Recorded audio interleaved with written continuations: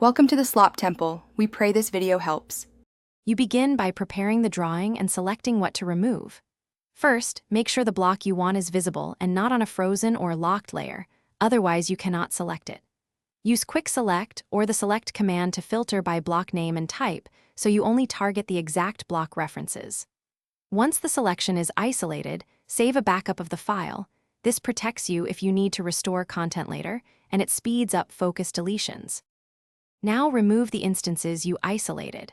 With the block references selected, press Delete or Run Erase and confirm the selection. This removes visible instances. If the block is nested inside other blocks or brought in via external references, explode or edit the parent block in the block editor to remove the nested reference, then update occurrences. Once all visible references are gone, run Purge to clear the block definition from the drawing. This reclaims file size and prevents accidental reuse. Finish by removing the definition and resolving problems.